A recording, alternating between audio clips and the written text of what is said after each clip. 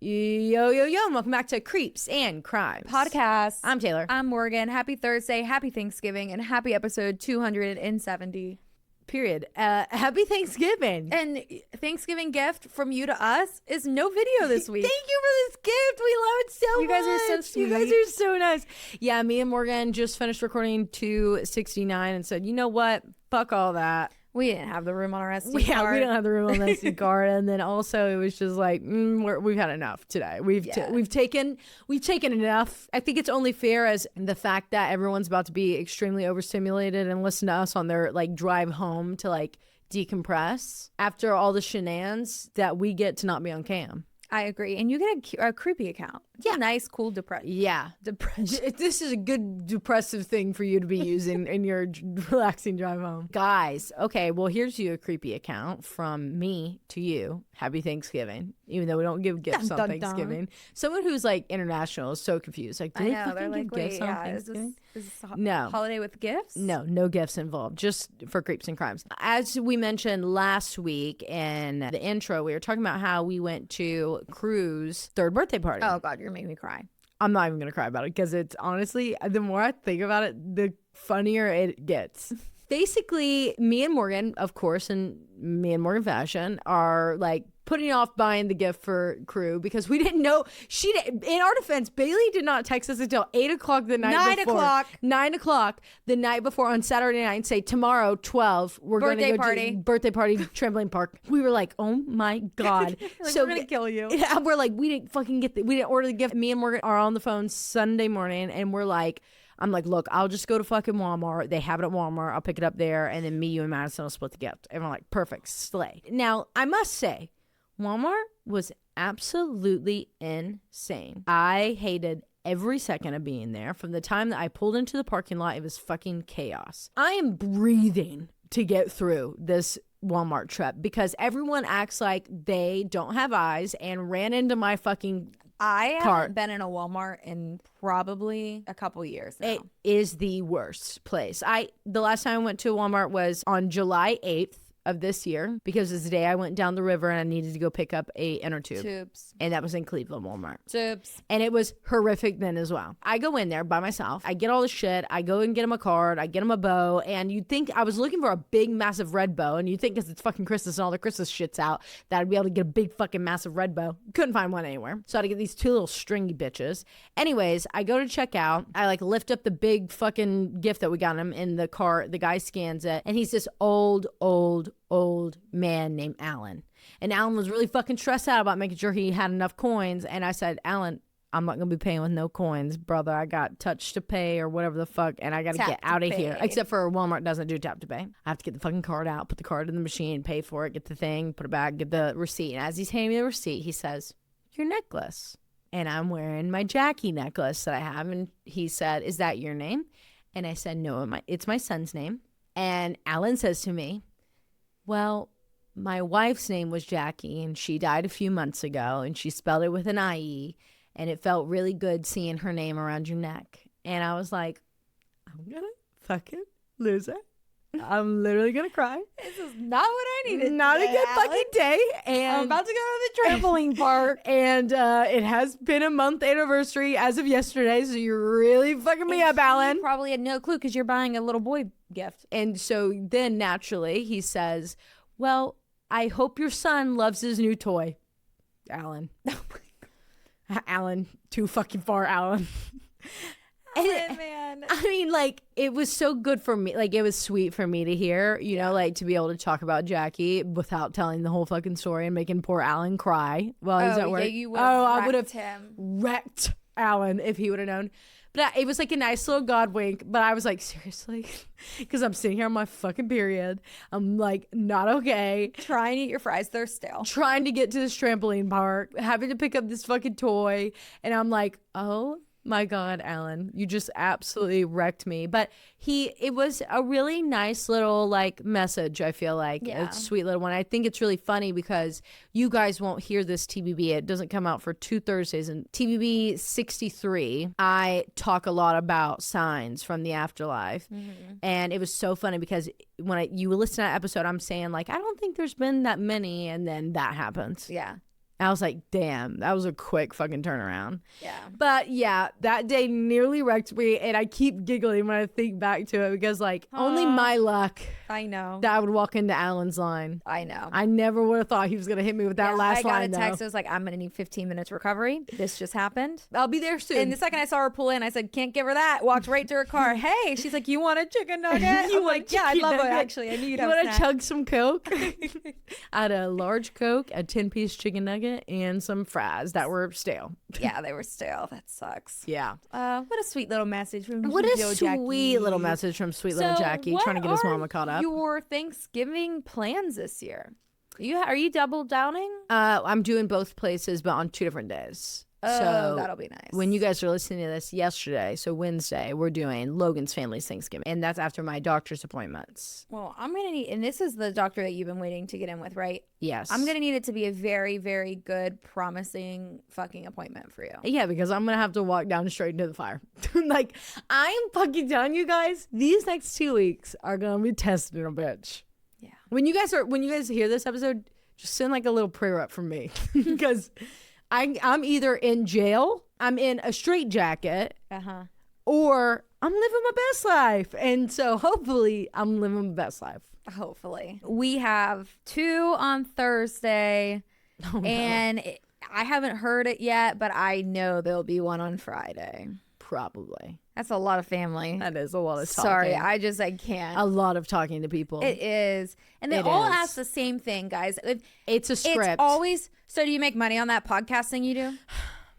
Do you think I'd still be doing that? Yeah. So is that like just something you get paid for?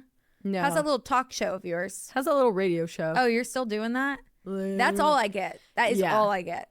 And luckily, I'm like, punch to the right. I don't have to see left. the extended family. Yeah. On either side. With anyone. I have no extended family to say because I couldn't imagine the questions I would get this year, and I don't want them. I do not want those. So I am keeping my fucking distance. Do you guys ever get the are you coming home questions when you move back to Cleveland? Oh, all the time. All the time. That's, you guys think you're going to stay in Knoxville much? That's what you guys like Knoxville? You like it? You still there? Yeah. I'm like, yes, I'm still there, and you all follow me on everything. You know where I live. Like, it's the craziest thing ever. And then people are like, "Why? Why Knoxville?" And I'm flipping because the it's tables. far fuck away. Okay? I know. I'm flipping the tables this year, man. I'm gonna be turning around and be like, "Wait, why are you talking about me? Let's talk about your daughter." Yeah. How is your daughter doing? How's your son? How is your house at? They're not here, so what's going on with that? 123 Jubilee Road. I drove 8 hours. They live 10 minutes away. Where are they? What's that about? What's that? What's the tea on that? How'd that go with Grandma? How'd that go with Grandma? Did they meet up on the street or what? That's our plan. Flip the scripts this year. Flip the script. I mean, if you're listening to this and you're getting ready for Thanksgiving and you're like mentally prepping yourself while you're listening to us, this is your permission to flip the script. In other news, as of last week, when we're listening to this weekend, YouTube TV and Google came to an agreement. Yes, I woke up. I'm sorry, so YouTube TV and to ABC. Find out on Saturday that I woke up. College game day's on. Yay! All the football games. That's so fun. I miss Pat McAfee. Wow, that was a great time. Wow, in Pitt. Yeah, he's a Pitt right now, and he's taking his shirt off. What the fuck? Who caved? Did you ever look into the like, I didn't. There wasn't like any details on the agreement that was. I'm so curious. I would love to know what the fuck's going on. So we shall see. But that was the longest. Hey, did you watch the new show on Hulu with Kimmy K? All her. Oh yeah, that one. All's Fair. All's Fair. Mm-hmm. No, I didn't watch it. And then what about the one on Peacock? All Her Fault. You told me to watch it. I haven't watched it, but I've seen clips of it, and I've heard that it's unreal. It is unreal. Unreal. It is unreal. Well, it is. I can't wait. It had me on my freaking toes. I'll tell you that. Really? But after like a certain point, I guessed it. You knew what was going on. Aaron had a guess in. I had a guess in, and then Morgie won. Last night we watched a movie called Playdate. Oh, I've been rewatching Stranger Things. Oh, I need to do that. Nikki's doing that and too. And I'm flying through it. I'm already halfway through season 2, and I just started Sunday. So. Oh shit. I don't know what that says. No, I'm not really fully paying attention though. Like I am getting up and moving around. I don't need to. Yeah. But there's like some parts where I'm like, holy shit. So I'm really excited for When does that come out again? November 22nd, like next week. The day after Wicked, because Wicked comes out on the 21st. No one mourns a Wicked. Are we going or what? We need to. I just don't think I can sit in a theater right now that long. just talk to me and see if my period's done yet. Yeah. Circle back to me whenever I've because like, well, if we do, like, here's our dilemma in Knoxville. If we go to the nice reclining seats, you don't get an IC. Yep. If you want an IC, you have to sit straight up. Yep. And this movie's what 3 hours fucking deal long. is that? What deal with the devil are we making? No, literally. I say we recline and we sneak them in a purse. I'm down. We're walking into dinner. This is crazy. And then we should probably start. Oh, yeah. We were walking into. We went to dinner with the family I used to nanny for. It was her 15th birthday, and we're walking to dinner. And I went to Artisan. I got a little cake, and Aaron's like, "What are you doing?" What? And I'm like, "What?" And he's like, "You can't bring that in there." Yes, you can. I'm like, "What do you mean I can't bring a cake? What do you mean? What are you talking about?" And he was like, "You can bring a cake into a restaurant of a place that serves cake." I was like, "They don't serve full cakes. They don't have a whole They have a dessert cake. menu." And They have he a was slice. like, "Are you sure? Have you looked that up?" I said, "First off, we all celebrate our birthday at Bella. We all bring We've all fucking done dessert. here. We've been here. Done Every this. single one of us has had a birthday or a dinner reservation at Here Bella, at Bella. for some celebratory reason, At and some we have point. brought something." I said, "This is not my first rodeo. Matter of fact, it's probably my 6th or 7th." Yep. And he was so scared, and he was like, "I'm not carrying that in. You carry it in." Okay. Damn. I'm like, "What is wrong with you?" Guys are fucking crazy. They And have Joel, no do you rules. remember when we were at the movie theater and with Aaron and Logan, and I had that water, and he was like, "You can't have that." I'm like, Why is he fucking take in police of all He's like, business "What if they think establishments? you put liquor in there?" I was like, "Good God, it's just Well, I fucking didn't. It's a Casey's water." He can smell it if he needs to. Do you before- remember? Yes, he was being did. crazy about that. That was funny. I don't know what his he's like Mr. Rule He is. All of a sudden, he's got to be the biggest fucking rule follower. I know Aaron. I know Aaron Harris, and he is not a fucking rule follower. It's just been so funny. I'm He's like, just what is your recently he's deal? developed that frontal lobe, and now it's like It's really there. serious. Is that what happened? I guess that's what happened to men, and then they just get not fun anymore, and they're Yeah. like, "You can't take that in there." Yes, I fucking can. I do it every day. Yeah. And you know what? That's how my dad is to my mom.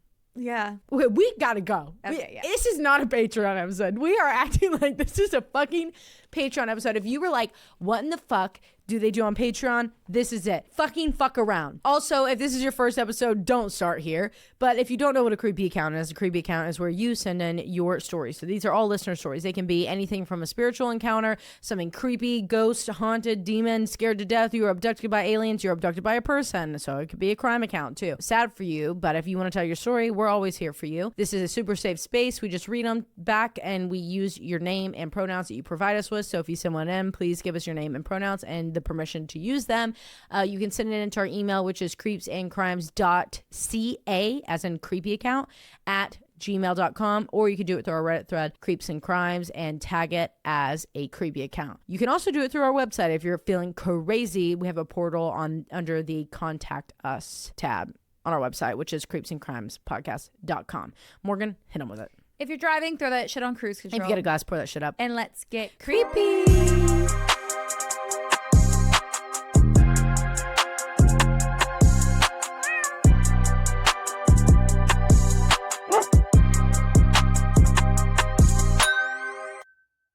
Okay, guys, so let's get into these creepy accounts. Morgan? Okay, the first one we have is from Rain, she, her. And let me just tell you something, Rain. Anytime I see your name pop up on our creepy account email, it's an immediate pull for me. I know, Rain. It's It's got like- the best fucking stories. I'm like, and that's coming. If you guys don't know who Rain is, you can literally listen to the last like 5 creepy accounts, and I'm pretty positive we mentioned her on there, because the first story we got from Rain was her mom drops her ass off in the middle of the fucking woods, and her mom's like, let me know if you feel anything. Talk to the ghost, honey. She ends up meeting these like 2 kids and their dog who were murdered, and it was like a local story that everyone knew about, not a legend, like an actual fucking story. And that's why her mom dropped her off there, and she came back, had no idea the story before, comes back, tells her mom everything, and it was all exactly what happened. Most recently, she was at like a haunted prison. Yeah. I mean, Rain's lore goes deep here. It does go deep on Creeps and Crimes. So the title of this is Hunted by Darkness and Creepy Kid Raising and the Blue / the Blue Man. Please read. No, we're ready. Hi y'all, it's your unofficial bestie, Rain again, aka the medium whose mom loves to play fuck around and find out. Y'all had asked in my last creepy account if my mom listened, and I'm happy to report that she does listen now. We heard you ask for her stories, and she asked me to write them out for her and share with you guys and everyone else. So here are a few short stories from my mom, Julia. Julia, Miss Julia, so good to meet you. Glad to have you. Hello, Miss Julia. As I previously mentioned, my mom's side of the family is more prone to be gifted. So she grew up kind of aware of spiritual things, even though we have discussed that I have the strongest gift the family has had for a few generations. I grew up hearing her stories and stories of the women in our family before me almost as reassurance to trust myself and not doubt my ability. I always heard stories of my mom waking up with a lady in her room or on the end of her bed often, or having the same recurring dreams as her brother. The first real story is one I asked her to tell because I grew up hearing it. As a teenager, my mom was a goth headbanging baddie and loved all things like that, which my grandmother hated and loved. At some point as a teen, my mom started to notice people in dark clothes sort of lurking around her. But it wasn't just dark clothes. She always emphasized that they felt dark, always lurking out of the corner of her eye, outside school, at the park, at the mall, outside friends' houses, anywhere that she went. This was not just once. It was over a year at least. There were multiple witnesses to them trying to get her to go with them and lure her away. Even when she went to an amusement park, they followed. And once her and her friends separated from my grandparents, a group of these people went up to them and asked them to come with them. Oh. My mom described the feeling as a dark chill down her spine, and she couldn't look away from the man in the front of the group. To this day, she doesn't recognize the symbol on his necklace, but she says it looked like a big upside down cross with a fetus in the middle. Eventually, they stopped trying to get her to join them after they appeared in her nightmare. In the nightmare, they were circling her, doing a ritual. This reminds me of Marley's dream. Oh my God. She was pissed as hell and told them off, and they said, "You won't have to deal with us now. You have to deal with him." As she saw them leave and flames explode in what she said must have been an 8-foot tall figure, just as she woke up to her bed shaking and her blankets all flying off of her. My grandmother prayed over her, and soon after, my mom got baptized and it all stopped. Okay, first off, Rain, I just want you to know that Em and Christine from And That's Why We Drink just posted a request for like satanic panic era stories, yes. And you need to submit that right now. Right now. Oh my God, it's gonna be 2 weeks before Rain hears this. I'm gonna email back. Yeah, we're gonna have to, because they literally just put that out today. Literally. Like 2 hours ago. They need this. Oh my God. Okay, story 2 is her side of a story I had been a part of. Okay, wait, can we discuss that fucking... Yeah, okay, you remember Marley's dream, yes. Right? Well, what's crazy is the big fucking thing that Marley saw. Yeah. And like this is like they were following her. I thought you were gonna say it was shadow people, like at the end of it. Like I didn't know these were legit black-eyed children or something legit like that. People. Like they were put a hex on her or something. Came to her in her dreams too. That's what's crazy. Like they so had were they physical or were they spiritual in all aspects of it? Well, people were seeing them. They're trying to get her to come with them. Right. So like I feel like these are legit people, like a legit occultist. That is wild. Or like cult members of some occult. And so I feel like, sorry, someone is... What? I don't know what's going on. It's on speaker and this is all I hear. Put it up to your ear like you're on the phone. No, this is freaking me What out. is that? I don't know. It's from Oak Ridge. I can't hear. I hear like something. It's like something, Morgan. What? What is that? I don't know. Guys, Morgan just got a fucking voicemail. Giving me like a notification to like listen, like it was still leaving a voicemail. What the fuck is happening? Rain? Miss Julia? Chills. What the fuck is happening? Wait, you can't get it any louder than that? Guys, No, it's that's like on speaker. Like, okay, now it's just frozen. Hold on. And the speaker button doesn't work. Turn on your sound manually. It's already on. Shut up. No. Okay, it's all the way up. Okay, send it to me. Send it to me. Of course we're not fucking recording on camera when this happens. Are you kidding me? Oh, what is that saying? What is that saying? Why does it sound like Aaron? This is the administrative Morgan? McDonald's? This is the administrative board. I don't hear board. I hear administrative, maybe. What's the phone number? Hold on, let me get it pulled up. We're going to do 2 different searches. We're going to do a Google search, see if it's with a business. Okay, well, what pops up is Contact One Stop, University of Tennessee, Payments, Financial Aid, One Stop Shop, Student Services. No, do not call here. Do not call here, please. I'm running a phone report on Been Verified. It's not marked as spam. Why what the fuck? Why can't they leave a regular voicemail? That was so fucking I don't like creepy. that. I hate that. That doesn't Here's feel also right. the National Directory of Drug and Alcohol Abuse Treatments. What? The Cabinet for Health and Family Services. I don't know. That is so Anyway. horrible. I hate that. Oh, me too. Sorry, Rain, to have that quick little intermission there. Sorry about that. Okay. Oh, God. I don't need I don't know why the university is leaving me demonic messages. Story 2 is her side of a story that I had been a part of. A handful of years later, I was born, and shortly after that, we moved into a new house. The house wasn't actually new, but it was new to us. Almost as soon as we moved in, she started noticing weird things. It started with footsteps upstairs, then up and down the stairs. Then, as a baby, I would try to crawl up the stairs and follow someone who, as I got older, I called my friend. Oh, no. After that, odd things continued. The basement door, which we always kept shut and often baby-proofed as I had just started walking, started creaking open. Once my mom even had to get me from the basement. Toys would always be going on and off, even without batteries in them, or the toy was still switched off. All the usual haunted house stories. Eventually, my mom started to coexist with it because this was a nice-ass house. And, oh hell no, you aren't getting me out. I pay rent, you don't. One night, the footsteps started running up and down the stairs as my mom and her cousin were sitting by the fireplace, and my mom, ever the sarcastic badass, said, "All right, well, if you're up, you might as well start the fire." And as soon as she finished speaking, she said she heard a sizzle pop, and the fire roared to life right in front of them. Shut the fuck up. Her cousin promptly left, as my mom described, just like that SpongeBob meme, and she was alone in the living room, mostly unbothered, and said, "Well, thanks, I guess." Shortly after that, I started talking, and as soon as I had the words, I started toddling up to my mom and telling her about my friend and playing peekaboo with the friend, which fine, kids have imaginary friends. She asked me, "Tell me about your friend, honey," and my response was always, "It's the blue man." She says the conversations went like this. "It's the what?" "The blue man." Oh, is his shirt blue?" "Nope. But he's the blue man." "Yep." "Why?" "Well, because he's all blue," as I was giggling. "He's blue." "Yep." "Okay. Do you see him often?" "Yeah, we play sometimes." Oh, okay. "Honey, where do you play with him?" "In the house, sometimes in my room with my toys. Sometimes he comes to play on the porch too." "Okay, yeah, that's great, sweetie." I wish I could convey the faces she makes when telling me this story. She's still freaked out, but not really scared. I think she's too stubborn to be scared of most ghosts. Yeah. Later on, she was talking to our landlord's son and found out that the person who owned the house before our landlord was an older man who had PTSD and ended up very shut off from everyone for the years before he passed. He did pass in a traumatic way, and the landlord's son told her that they got the house super cheap because he passed alone in the house. They said from the traumatic way of passing, when he was found, he was blue. Around the same time, we met our elderly neighbor, who I'll call Mabel. Mabel would sit in her lounge chair on her porch next to our porch and listen to me play with my mom. She became a friendly face, and we gave her companionship. She asked how my mom was feeding me and how I was growing and what I liked to play, and she would be out on the porch often through the summer, but as time went on, we saw her less and less until we stopped seeing her altogether.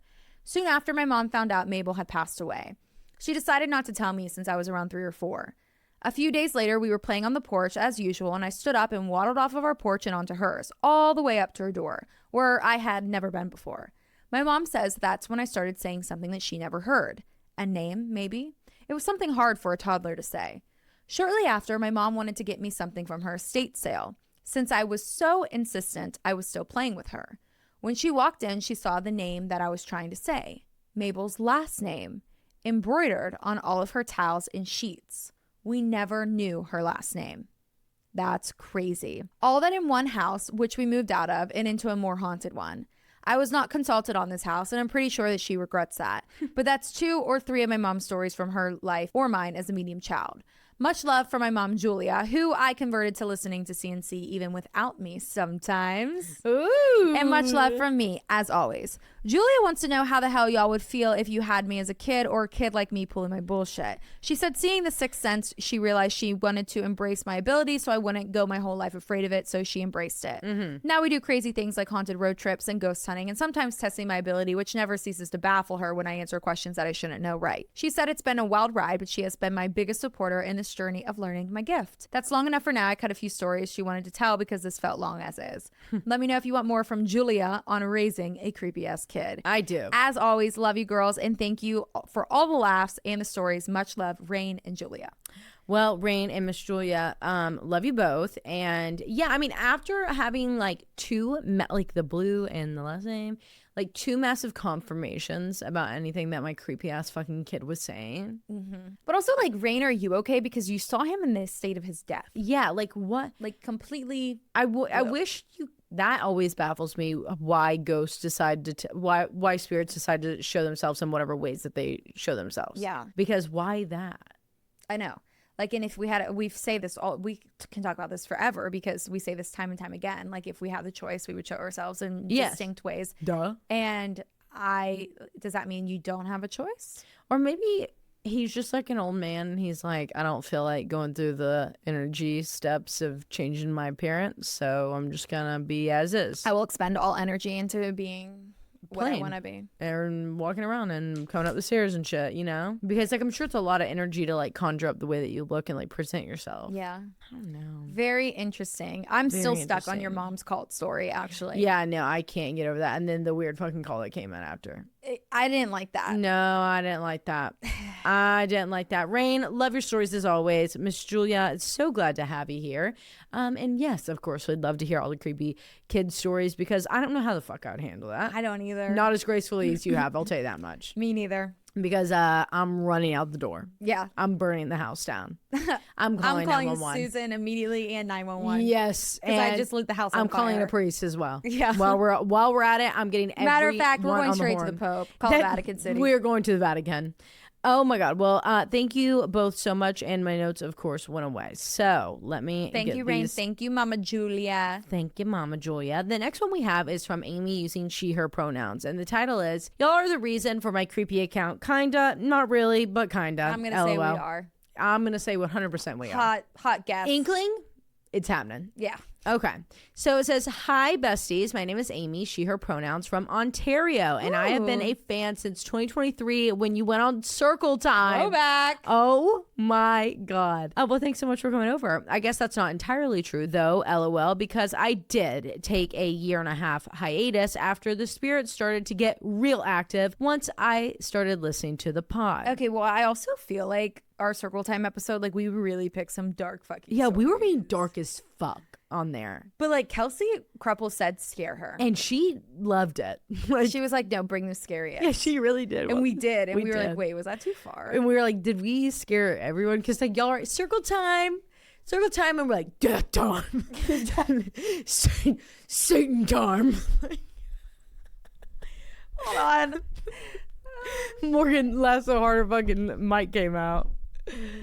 Oh yeah, we took it really dark. Seance. We went from Circle Time to Seance real fast. So quick.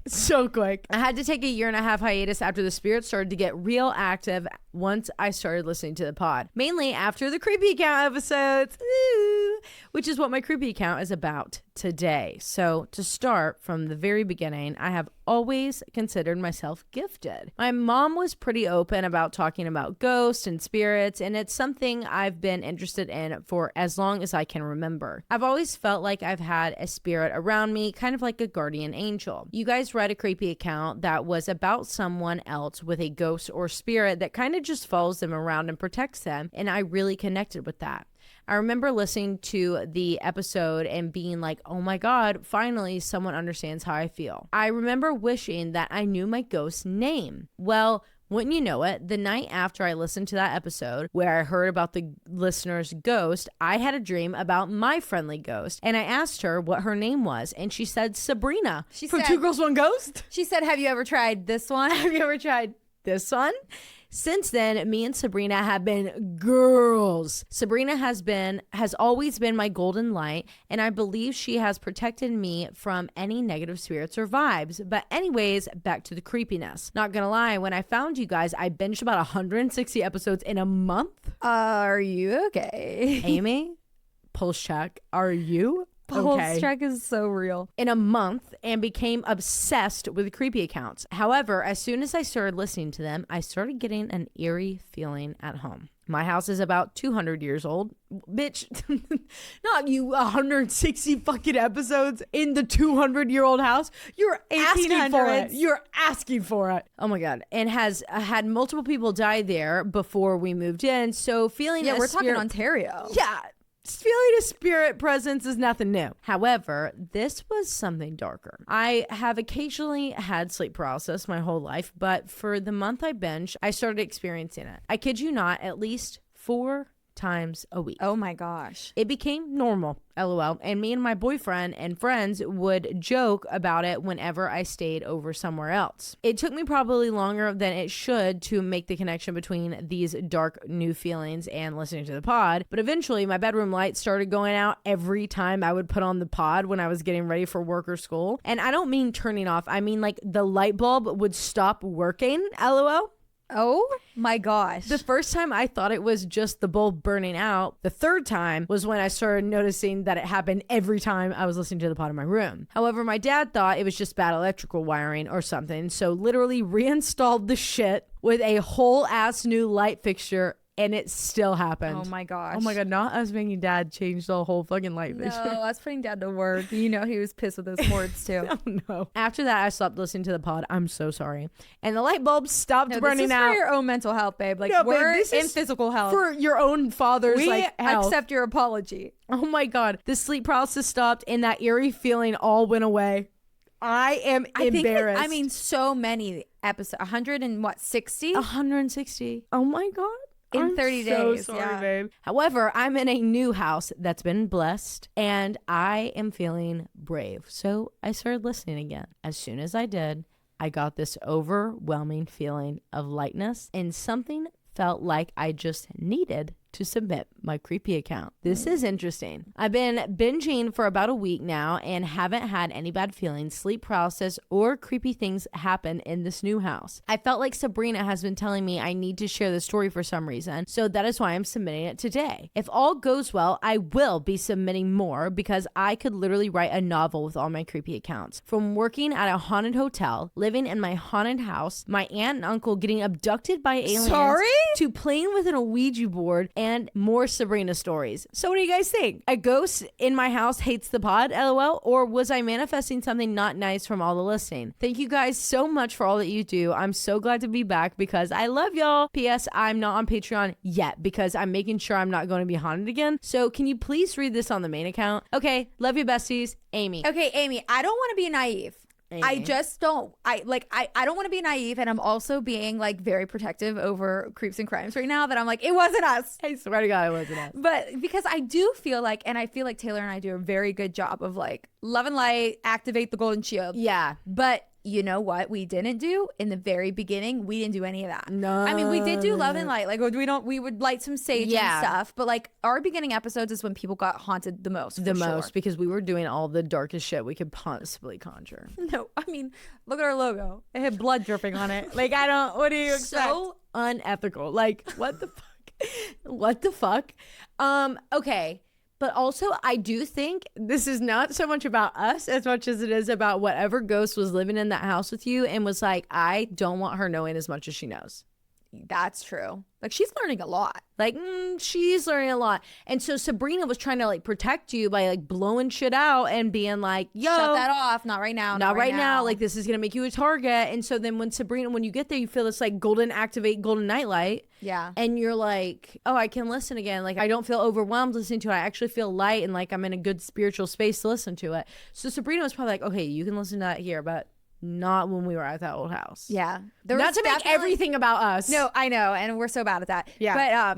But, sorry. At least we're honest. I know. We're not going to lie. Transparent and honest. Yeah. I just feel like there is something so evil in that house that it also could have been feeding off of what we were saying and the stories that we were telling. Mm-hmm. And it was able to act out. It was able to cause the sleep paralysis. And poor Sabrina's pooped. Yeah. She's seriously sweating. She's like, give me a fucking break. Turn those bitches off. She's like, have you ever tried this one? Light blows out. Light blows out. That's enough. We're gonna blow this light so many times. Dad's gonna come change the fucking electrical. Yeah. Well, we're sorry, Amy, that we took place in that plot. Sorry we made your dad fucking get up there and risk electrocuting himself in a haunted ass house. And Literally. I need all of the stories. Me too. Love you. Especially the alien abduction. Please. Please, uncle and aunt getting abducted. Need it now. Need that. And the haunted hotel too. Thank you, Amy, for Thank you, Amy, for coming back. And we just want to thank Amy. The next one we have is from Abigail, creepy account, My Haunted Apartment. Hey, my name is Abigail. My name is Abigail. My name is Abigail, and y'all are my favorite podcast. I found you through And That's Why We Drink, and while they had been my favorite for years, the second I heard y'all, I was hooked. And Christine, watch your fucking back. Watch it right now. I'm just kidding. We're actually watching your back. Don't say that about our friends. This storytelling is incredible. I am so excited for every week. Oh, love you. I mean, that is a huge compliment. Thank you. Anyways, on to the horror story. That was my first apartment. I got my first apartment when I was 22 years old in my last semester of college. I moved in while I was in school, working overnights at work, and 1 month before the COVID shutdown. Oh, shit. I started noticing some pretty wild stuff right away. It was a tiny one-bedroom apartment in a neighborhood known for its gang activity. I had never experienced sleep paralysis until my first night there. Morgan, I'm sorry. Can you reread what activity? Gang activity. Gang, okay. I thought you said gay activity, and I was like, sorry, Abigail, didn't space out my stories. I was like, Abigail, hold on. Sorry, my stories aren't spaced out. It's okay. I don't space out. Are you kidding me? I space out on paragraphs for you because you put that first one in there and you just say, I said, she don't want to space out. She likes it when they're all clumped up like this. And I spaced out like some of them because they were so fucking run on. Yeah, I wouldn't have touched mine at all. Okay. Okay.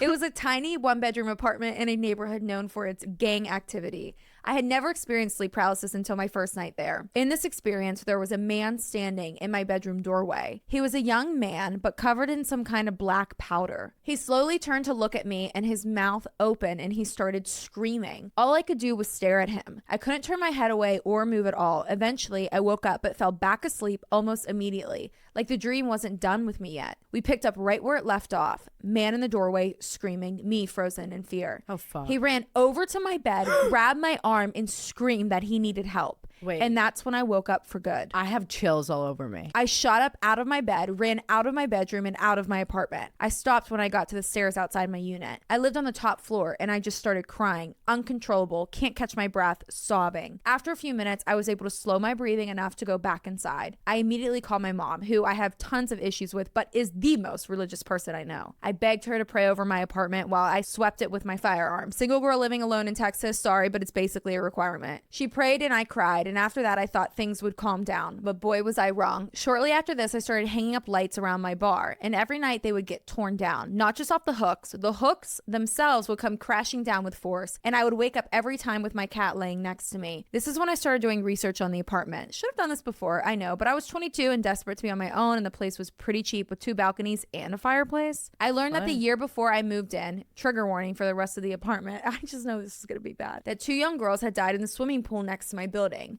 But this wasn't the only death on the property. In 2012, a fire had broken out on the 2nd floor in one of the buildings. This was caused by a meth lab explosion. Everyone made it out except for a 23-year-old man who lived in the unit directly above the fire. He was sleeping, and by the time he noticed things were on fire, the unit was full of so much smoke that he couldn't see where he was going. He ended up dying of smoke inhalation while hiding in the bathtub. But the articles I found never mentioned which building or unit this guy was in. And then my AC broke. Wait, I want to comment on that because I feel like that's your sleep paralysis guy. Like, no, that's a guy from the sleep paralysis. With the like almost the like ash on his face. Then my AC broke. Seems minor, but again, Texas. So I called maintenance and they couldn't figure out what was wrong with it, so they decided to install a window unit. While they were installing it, I super casually asked how long they had been there. Since 2010. So I asked if they knew what unit the guy who died in the fire lived in.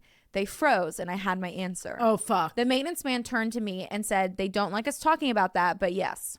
this unit. Oh my God. Cool. Lovely. Wonderful. After I gained this knowledge, I tried to stage my apartment, but stupidly forgot to open a door or window. So now I'm trapped with this shit. I stopped sleeping in my bedroom. Every time I did, I would have sleep paralysis. I got an air mattress and put it in my living room between my couch and the television, basically made an extended bed. One night, I woke up to pounding on my door. I opened the front door, but nobody was there, and the banging continued. That's when I realized it was coming from my balcony door. Oh. Keep in mind, I'm 3 floors up and nobody's gonna jump from the stairs to my balcony. Then it started banging on the balcony in my bedroom. I freaked and left. Stayed with friends for a while. My first night back, I managed to finally fall asleep, only to be woken up by my hallway light turning on. I heard water running in my bathroom. I thought maybe my cat had gotten in, but he was sitting on the couch wide-eyed staring at the bathroom. I went in and both my sink and my shower were running. So hot that I couldn't see the mirror with how much steam was in the air. No. I turned everything off, turned the water off to them, and watched TV the rest of the night. I moved out 10 months into my lease after the Great Freeze of Texas. I remember that. Yes. Busted a hole in all the pipes in the building and they couldn't let us stay. It was a horrible place and I'm forever glad that I got out. A few years later, I went looking for any updates on it and found a website called My Haunted, insert town name here. And there was a girl my age who had moved into that unit at that complex and was asking people if it was haunted because she was experiencing sleep paralysis and that had never happened to her before. I know it wasn't just in my head like my ex said. I know it wasn't just the exhaustion like my parents said. Something was very wrong with that place. If this sounds familiar at all, it's because it was on a listener story for it, and that's why we drink. Oh my God. Number 48. A lot has changed since then. After a lot of self-discovery, and I now live comfortably with my husband, our baby puppy, and our 7 goats. Thanks for listening to that random story. Y'all are my favorites. Best of luck. And now we love y'all. Abigail. Thank God you got out of there. So did you reach out to the girl with the blog post asking about the haunted apartment? Please, if you did, I need an update on that and see what was said. Send me the 4chan. And not the 4chan. Not her living there in 2002. Even though it was 2020, the Great Freeze. Yeah, it was. Okay, well, I think that spirit, he's trapped there. And it would be really nice if someone could go release that poor man. Yeah. Yeah, like if you could get into contact with the person that lives there currently, you can maybe. And I also, like, this is giving me chills, but like, I think that the pounding on the balcony doors is not someone from the outside in. I think it's him trying to get out. Yes, and I think that he was found in the bathtub because he had the water running on him. Yeah. To stop what was happening. That's terrible. That's terrible, and that would explain the water being on. Yeah. I'm glad you got out of there. I so wish glad someone you got out of would there. be able to go help him. Yeah, crossover. Yeah. Well, thanks so much for writing that in, Abigail. Thank you, Abigail. Okay, the next one we have is from Anonymous, and I'm not sure if we can use their name and pronouns, or their name. No pronouns were given, though, because I never got permission, but this is titled The Medium's Goldfinch Message. Ooh, goldfinch. Hey there, I love all... nope. We're not still in Texas. Abigail is in Texas. Hey there, period. I love you all. Sorry, the you all is like really fucking my brain up. Is y'all. You know what I mean? Love like, y'all. The separation of it fucks me for some reason. Hey there, I love you all more than I can express, so I'll skip the fangirling and I'll just get to the story. Okay, Anonymous. Trigger warning for suicide. It's a normal, unremarkable evening when I get a call from my stepmom, or my bonus mom, as I like to call her. She tells me she just got back from a session with a medium. I'm stunned because she's the last person I'd ever expect to do that, but one of her friends had gone to this medium and said that she knew things she couldn't possibly have guessed. And she had just lost her grandfather, who she was very close with, and wanted to try and to connect with him. My stepmom starts describing what happened. The medium said there were 4 people waiting to talk with her. 2 men and 2 women. She didn't know names, but somehow described details only my stepmom could recognize, including her childhood puppy's name, a weird one, not like Rover or Spot, and this was pre-internet, so there's no way she could have looked it up. Then the medium says there's one woman left to talk to her, quiet and shy, who seems to be painting at an easel. She tells the medium she's here to get a message to someone both she and my stepmom love very much. That's when my stepmom realizes it's my mom. Oh my gosh. My parents had divorced long before my mom died, but my mom and stepmom were genuinely friendly. My mom was happy for my dad and always kind to my stepmom, which somehow makes what happened next feel even more incredible. My mom passed away 5 years ago. She was an artist, brilliant, warm, and kind.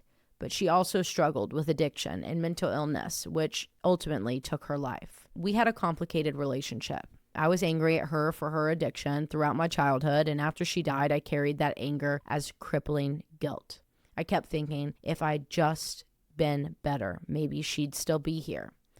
When this call came in, I was in the middle of my PhD program in biogeochemistry at Boston University, drowning in stress You're and depression. You're fucking smart as fuck. I didn't even know that was a thing. Yeah, you're fucking smart. That's crazy. I truly thought I might fail out. Oh, man. The medium told my stepmom that my mom had turned the painting around and it was of a small bird. The medium squinted, trying to make out what kind, and then she said, quote, she says to tell her, I know that she understands. And then she added, quote, I think it's a painting of a goldfinch. My stepmom was confused. She had no idea what a goldfinch could possibly mean or what the message meant.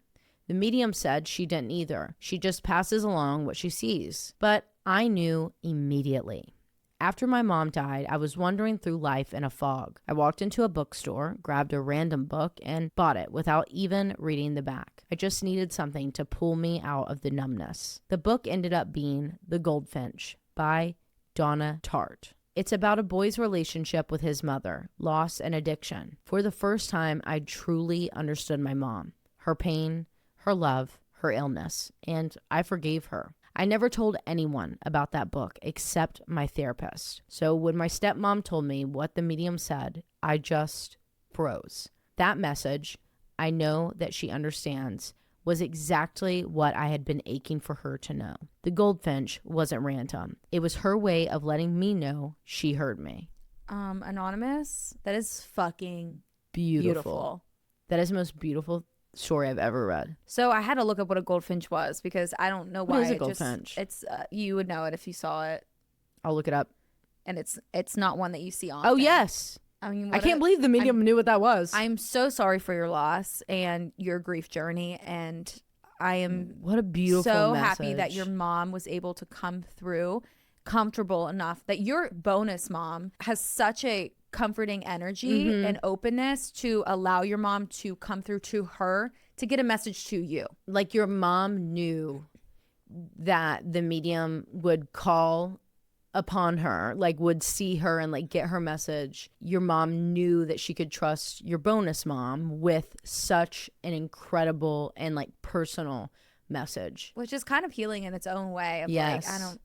Yeah. Wow. What a I literally am at a loss for words for how beautiful that is and how profound that is. Wow. I'm really going to lose it. So that is a sign from the afterlife if I've ever seen that is exactly what we're talking about. Thank you for sharing that with us. Thank you for sharing that with us. And I'm interested to know who this medium is. Maybe I'm going to get an appointment.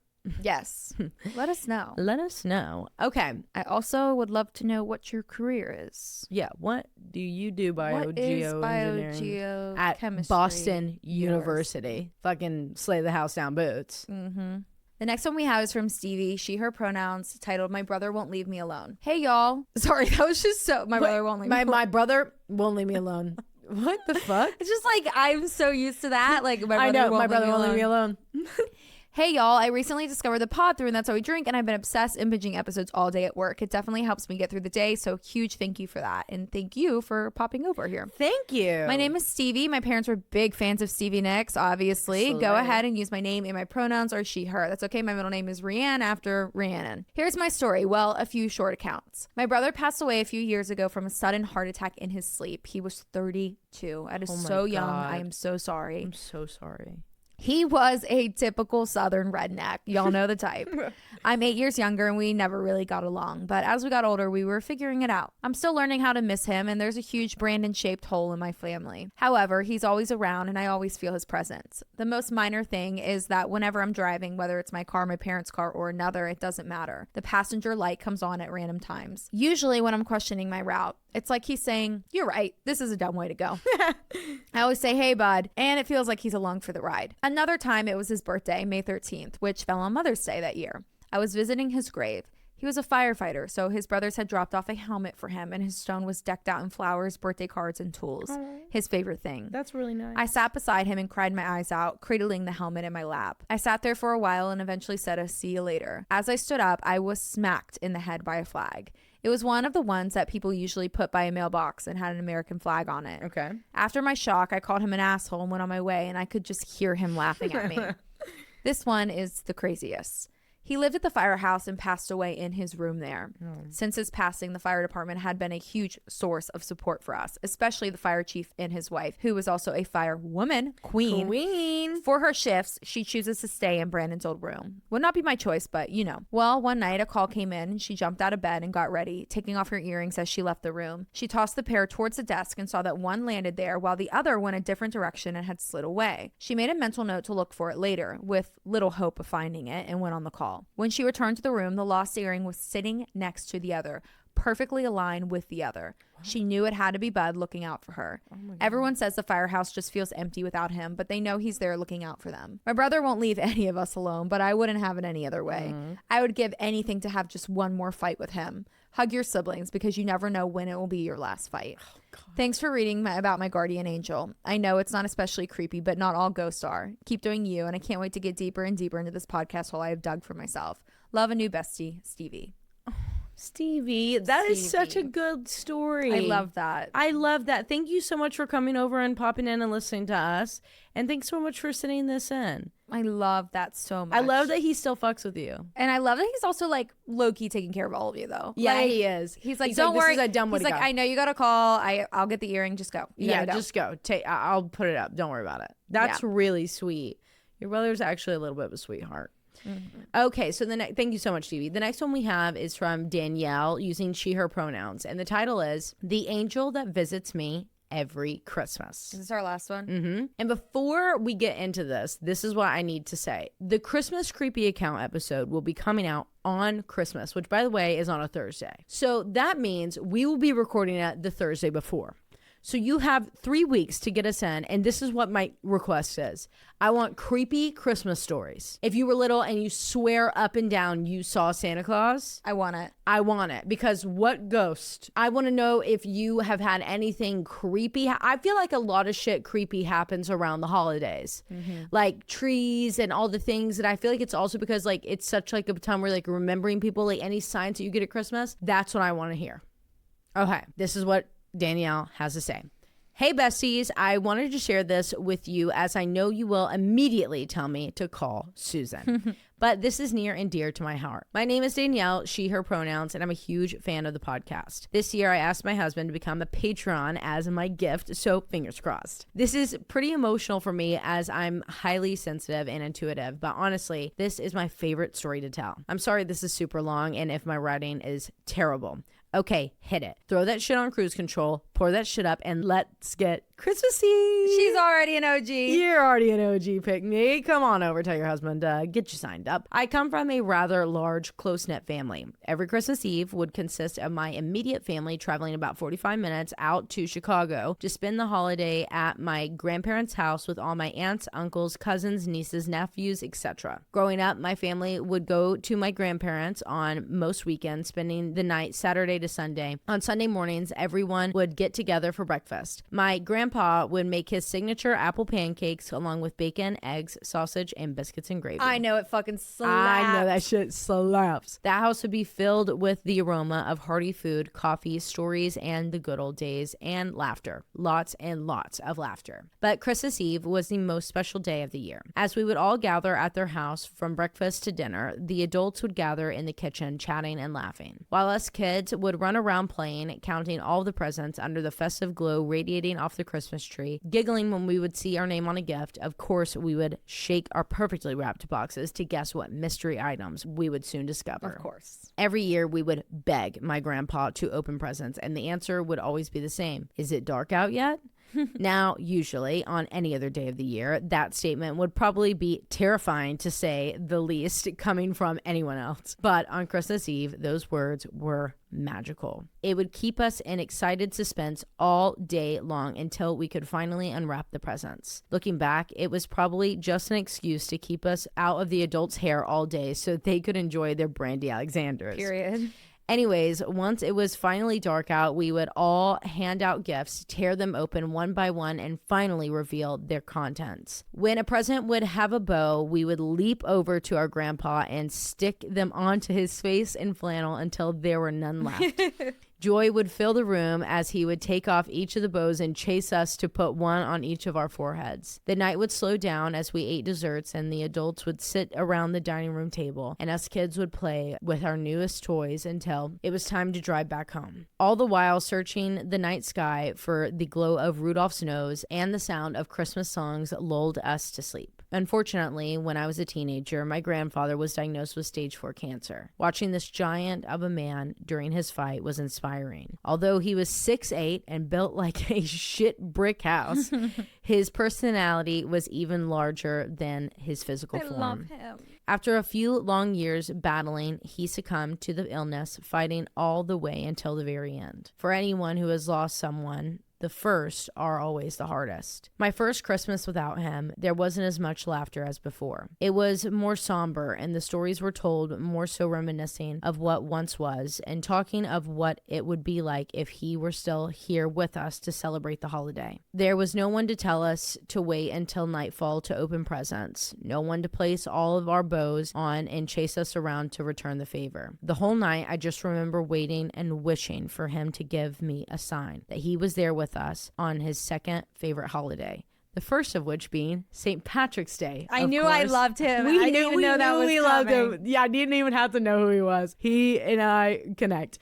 But I didn't feel his presence, just his absence. No signs, no smells, nothing. That night when we got home, I was mentally and emotionally exhausted. I don't even remember falling asleep. Then, out of nowhere, I was suddenly back at my grandparents' house, in the guest room where I had slept countless nights. Confused, I peeked out to the room down the hall, only to realize that it was now daylight. As I walked slowly through the hall to the top of the stairs, my sense of smell was heightened by something familiar. It was the delicious smell of apple pancakes. Cautious, I slowly walked down the stairs to see my entire family gathered and laughing around the table, passing my grandpa's favorite food spread to one another. As I turned to face the kitchen, I was downright floored by what I saw. There stood my grandfather. I'm gonna lose it. Frying bacon with a warm smile on his face. I heard him give a thunderous, hearty laugh at something that must have been said around the table, but I was too shocked to pay attention to what was actually said. It was like I was watching my previous memories play out in front of me, as if it were a movie.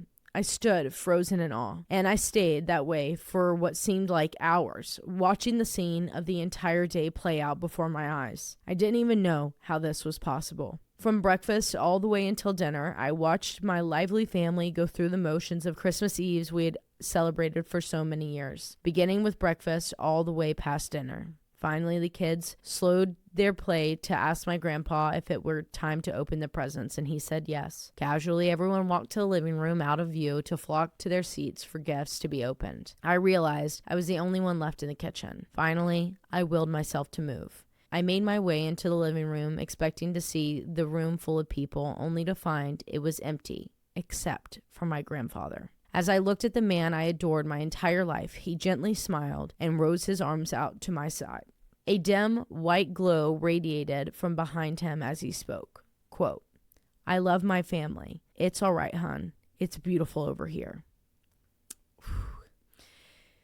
That's when I shot up from my sleep, feeling hot tears streaming down my face. Although I realized it was all a dream, it felt entirely too real, like I had really relived that moment in time.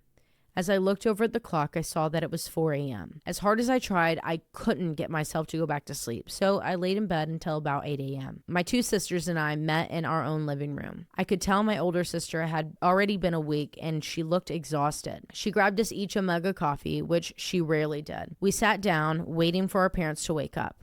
I could tell that she had been crying, so I asked what was wrong. As the three of us sat on the couches, she said, quote, I woke up early and I couldn't go back to sleep. I had the weirdest dream and I can't shake it. My other sister said that she had one too, and I also shared that I had had one as well. That's when each of us described the dreams we had. Moreover, the same dream. Oh my God. That's right. We each experienced the same exact dream in every single way, from the smell of the pancakes down to the end when my grandfather spoke the same words to us. He put so much energy to transfer you guys back into so fucking time. Fucked. He just wanted to have one more. I know. After the shock wore off, we felt a sense of comfort rather than fear. It confirmed that he was there alongside of us the entire night before. But here's the kicker. Every single year since, all three of us have had that same dream on Christmas. I have chills. Except for the year we lost my grandma. That year, at the end of the dream, it wasn't just him covered in light. See, in that dream that year, my grandmother was at his side, head resting on his shoulder, sharing the same gentle smile. And as you can guess, my sisters each saw the same thing as well. Wow. Call it supernatural or super intuition or sensitive intuition, but we are visited by both of them year after year. I know it sounds crazy and hard to believe, but it happens every year without fail, and we look forward to seeing them each time. Now that fuck, did we just... I know. Now that I have children of my own, it's always bittersweet to imagine how much they would have loved them. I'll always cherish these memories I have with my grandparents and continue to live every day hoping to make them proud of the mother that I've become. Now I'm... I can't do this. Danielle. Now I'm the one who makes apple pancakes for my kids on Christmas morning and place extra bows on every Santa gift. I'm sorry this is so long, but I hope by sharing my experience it brings some comfort to those missing a loved one a little extra this year. I believe they're always with us, even if we can't see them. I don't know exactly what happens when our time on Earth comes to an end, but if this has shown me anything, it's that there must be something or someone waiting for us on whatever the other side may be. Thank you for staying true to who you both are in a world that's hard and ever-changing. I hope you all know that your stories and oh so lovable tangents bring joy to a lot of people that need a safe space to just listen and enjoy that moment of their day. Danielle, you have fucked me up, bitch. She's wallowing. She's soaking wet in tears, guys. The whole collar of my fucking shirt is fucked. Oh, man. Oh, my God. Stay safe and happy holidays to you and your loved ones. All my love and Merry Christmas, Danielle. What a beautiful fucking story, Danielle. Thank God we're not on camera because my nose is running. My face is soaking wet. I want more stories like this. Even though we need them all. Not 3 okay. weeks, okay? 3 fucking weeks. Get them in. Santa's coming to town. Oh my God. Danielle, thank you so much for coming to listen to us. When you envisioned the story, or not envisioned, but when you were picturing it, did you not see her pappy as Santa Claus? I literally saw him as Santa Claus. I thought your grandpa is Saint Nick. You just said your grandpa is Satan. Your grandfather is Saint Nick. Saint Nicholas. Wow. That's so cool that he can do that every year. I genuinely was not ready for that, Danielle. That was such a beautiful story. Why do I feel like the unknowingly theme of this fucking episode was like, hug your siblings, hug your grandparents, and that it's Thanksgiving and we need to just be grateful. And we need to stop complaining and we need to be just grateful for what we have. Their theme was flip the tables. We lied. It's give everyone an extra hug before you walk out this year because you might just be having dreams about them. So, oh shit! And it was a great transition into Christmas, though. Danielle, thank you so much for Danielle. That I genuinely cannot thank you enough for your story because I am gonna cry about it for the next 2 months. It's beautiful, and I will tell everyone about it. I'll make my grandmas cry with it too. just so I can tell them what to do whenever they cross over. Right. That you need that to happen. This is what you have to do the second you cross over.